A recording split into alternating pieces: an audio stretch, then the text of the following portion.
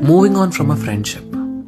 అందరూ అంటారు ఈ లవ్ బ్రేకప్ చాలా పెయిన్ఫుల్ అని. బట్ ఎప్పుడైనా ఫ్రెండ్షిప్ బ్రేక్ అవడం ఎక్స్పీరియన్స్ చేశారా? Best friends turning into strangers కన్నా పెద్ద పనిష్మెంట్ ఇంకోటి ఉండదేమో. రీజన్ ఏదైనా కానీ వన్స్ అది బ్రేక్ అయ్యాక అలా అనకూడదేమో. ఫ్రెండ్షిప్ బ్రేక్ అవ్వదు, మనల్ని బ్రేక్ చేస్తుంది అంతే. It's a part of us కదా.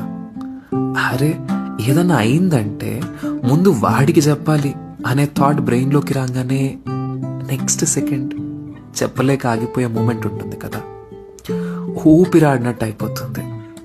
కొన్నాళ్ల క్రితం లైఫ్లో జరిగే ప్రతిదీ తెలిసిన మనిషికి ఇప్పుడు ఫ్రీగా 10 నిమిషాలు మాట్లాడాలంటే టాపిక్స్ వెతుక్కునే సిచ్యువేషన్ వస్తే నరకం అది. బట్ ఎక్కడో ఒక మూలన ప్రతి బాండ్కి ఎక్స్పైరీ డేట్ ఉండడం నిజమేనేమో.